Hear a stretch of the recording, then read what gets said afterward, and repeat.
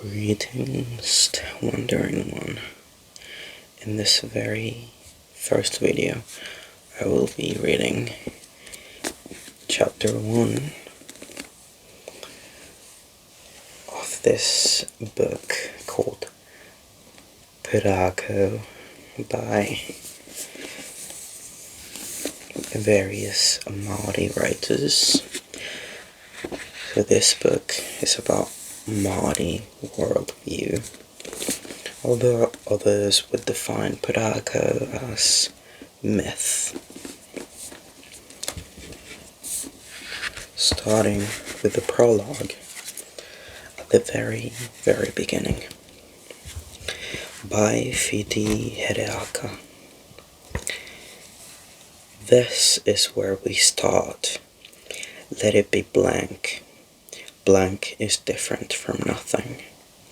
Nothing suggests, well, nothing. No thing, but blank is possibility. It may be filled, it may change, or it may remain blank.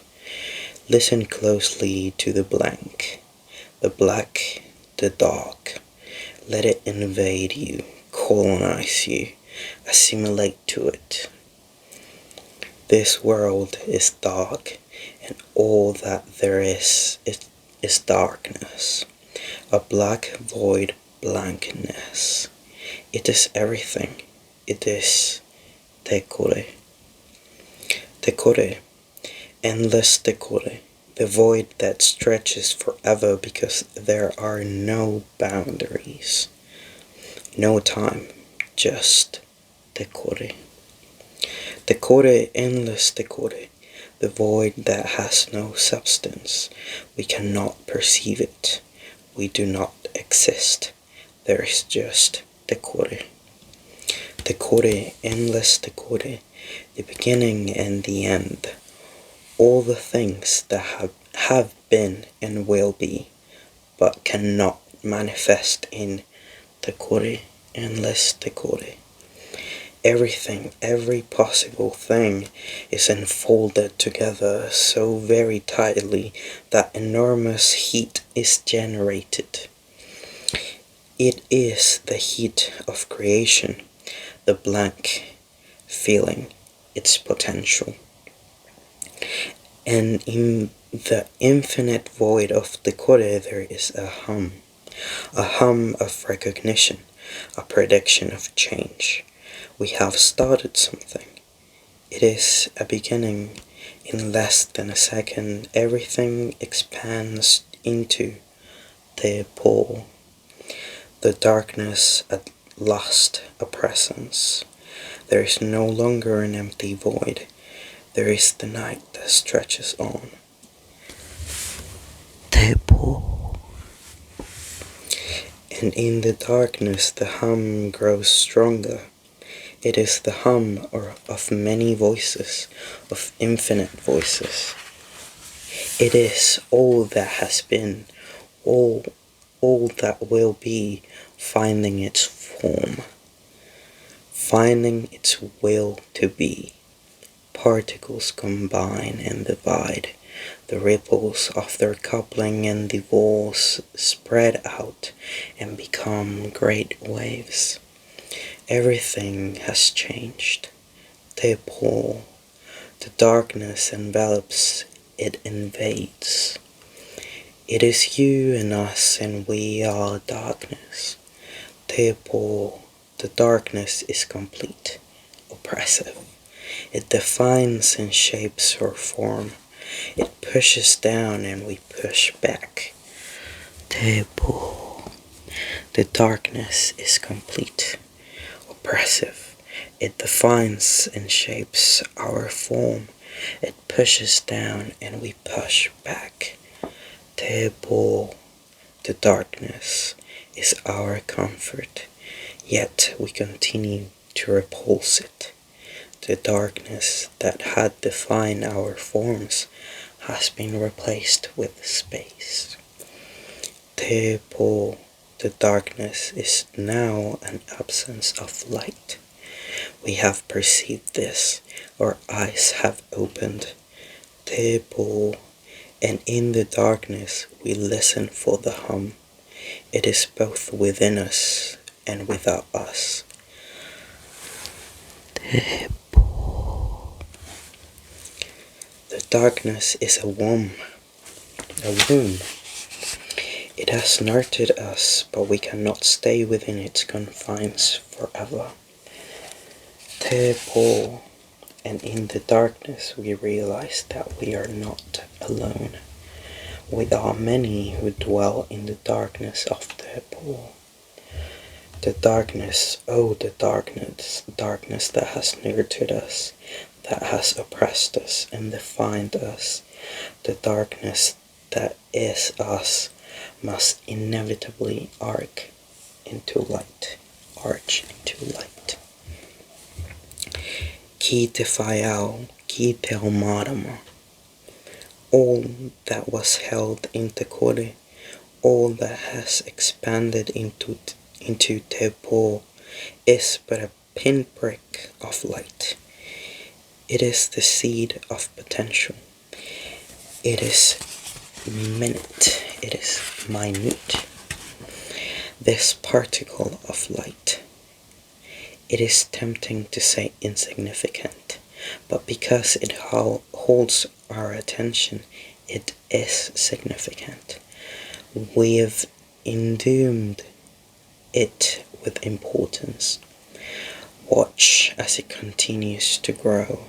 The heat and light increase at a rate impossible for us to fathom. To our slow senses, it is as if we are witnessing a great explosion. One moment we can hardly see the light. The next we are surrounded by it. Thus, this tiny speck has become the center. Let us meet here at the center of all that is known, all that will be. We will create a world where, here from a few words, we will make a place where we will be comfortable. Let us first build a whare where we can share our stories. A whare tapere, a house of storytelling and games. A pātaka kōrero, a storehouse of language. Dig foundations in the light, holes for pots, for. Or whare will be a simple rectangular shape. Symmetry soothes and pleases. From afar, our whare shines in the blank. It is a tiny speck in the great abyss of Te pō. It carries us all. It is so small in the vastness, so vulnerable. How is it not crushed by the black? Be comforted by the thought that eventually night arches into day. We must continue. Walls, plain for now, but by the end of her telling they will be carved by words and deeds. Life, if you'll call it, frozen in the moment, past, present, future, simultaneous, as it is, as it should be. Below is the blank, the black so vast and unlimited that your head spins with vertigo. A floor, then, is a necessity. Let us throw a mat on the floor.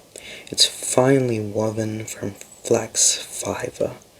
The warp and the weft are tight, so that none of the blank shows through the minute holes, the pinpricks and the specks. Not a particle of blank shows through. The floor supports and yields. It is comfortable sitting here, perhaps even lying here, letting our words lull you to sleep.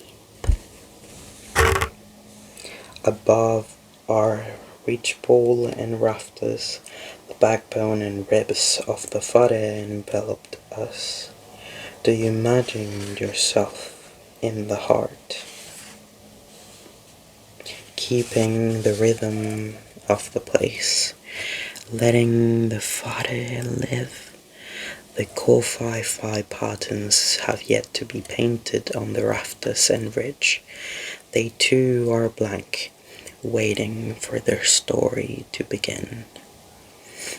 What more do you need to be comfortable?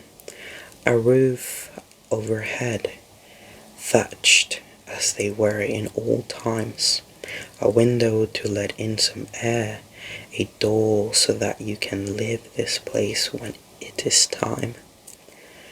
Across the window we will place a sliding panel so that we might shut out the world if we choose to. We will borrow it from a fare carved by expert hands long ago, or perhaps from this point of time that fare has yet to be built. Perhaps it is our fare that will inspire the carver. His dreams are of our pare, lintel and our door. It does not matter that he died long before you were born. Our fare exists out of time. The fare in our hold must be blessed so that we may duel together. We take water into our mouths, let it drip from tongue to hand and cast the drops into the corners. The water both cleanses and nourishes the seeds of potential here. We stand at the beginning and the end of a journey. We open a path so that our words might be fruitful, so that we may hear them and be satiated. We welcome you to this place that we have created. We welcome those whose lives we will invoke here, or at least the parts of their lives that we have glimpsed. Let this place be filled with the things that we will need for the telling, the siren song of a beautiful Patupayarehe, the fine cloaks and weapons that Hatupatu stole are propped up against the wall, rows of tiny milk teeth, sown like seeds in a flower bed, the glint of Botini's dark green scales as he escapes with his love. A middle sings, Tihi, Oli, Oli, Oli. A lament from a lost lover. Let this place be filled with love and betrayal, with death and life, with human and non-human, with upheaval and change. These are the things we need for telling. These are the things of story.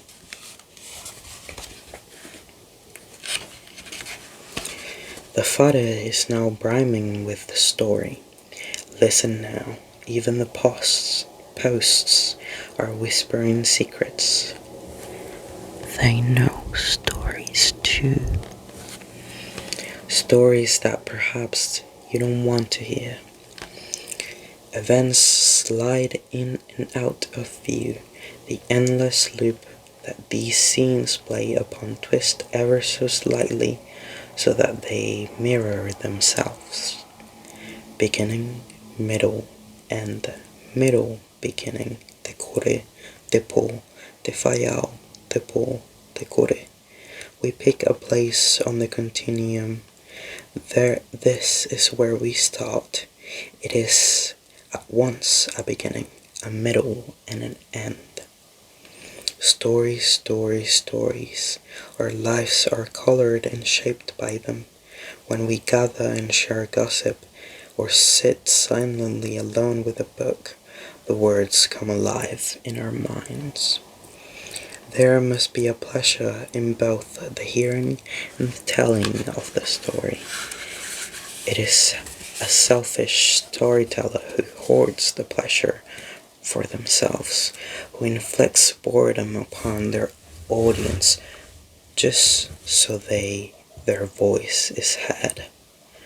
It is, after all, a privilege to be heard, and one not many are allowed. There are always those who will speak for others, who take control of the narrative. The stories live through us, and us through them.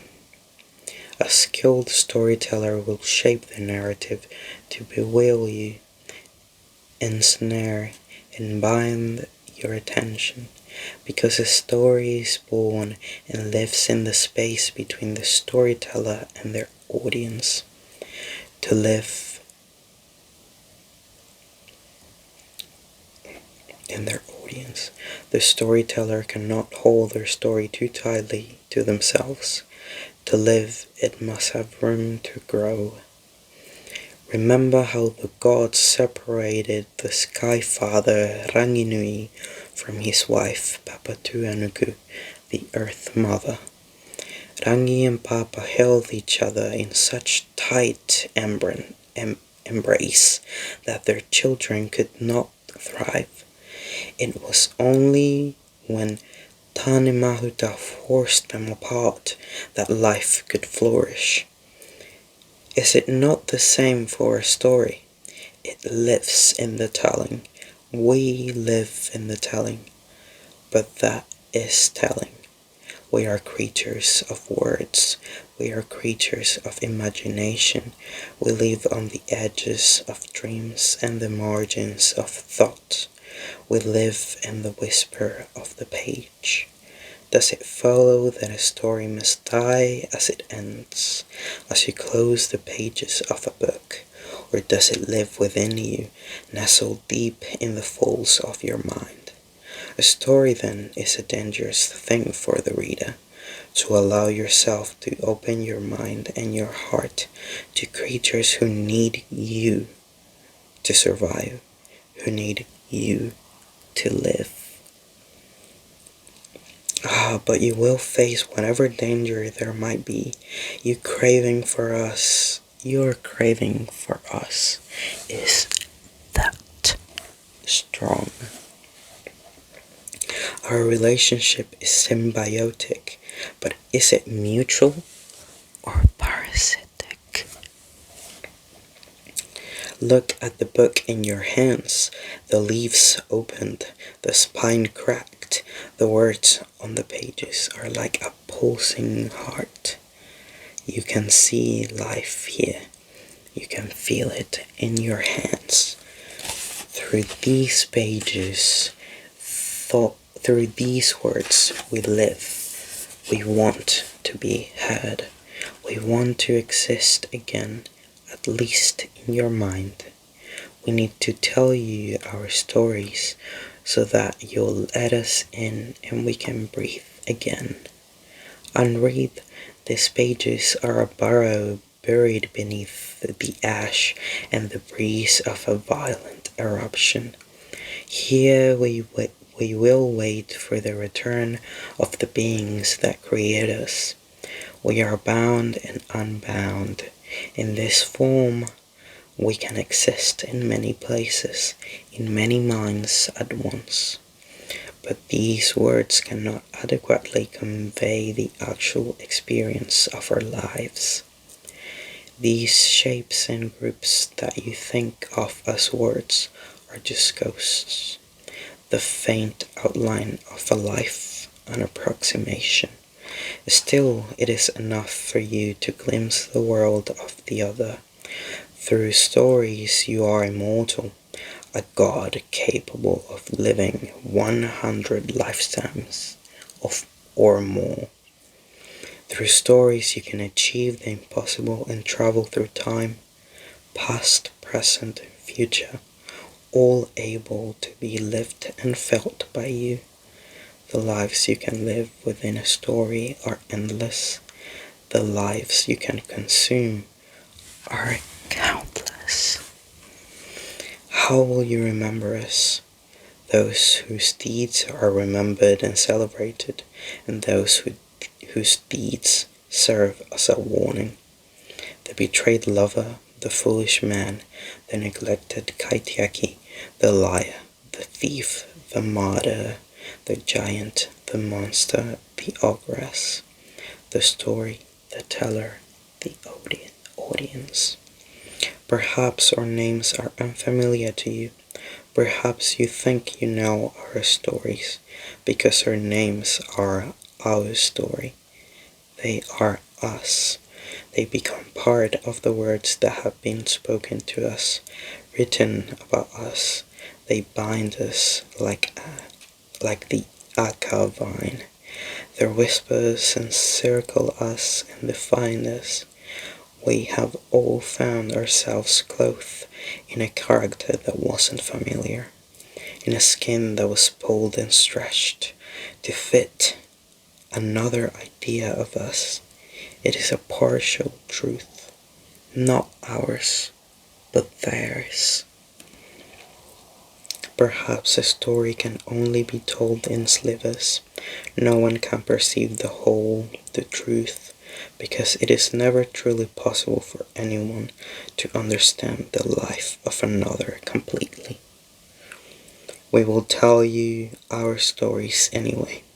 It is enough for you to have a taste, to run your tongue along the edge of the blade. It is enough for us to get a foothold. Strike from the page all that has been written before. Let the words and letters slip from your mind. Pile them up one another, obliterating their meaning.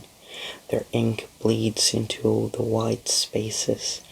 They become pongere, dark and suffocating. Listen closely to the blank, the black, the dark. Let it invade you, colonize you, assimilate it. This world is dark, and all that there is darkness, a black void blackness. Let it be blank. This is where we start. So, that was the prologue of Pūrākau about Māori world view.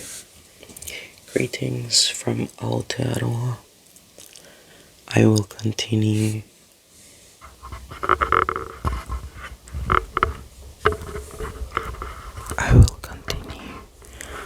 reading this book in the next video. I hope you enjoyed and that you turn up for the next one. I hope you come back to enjoy this world, these words of wisdom, and to gain more knowledge about indigenous world views. Let me know if you preferred the whispering or the soft spoken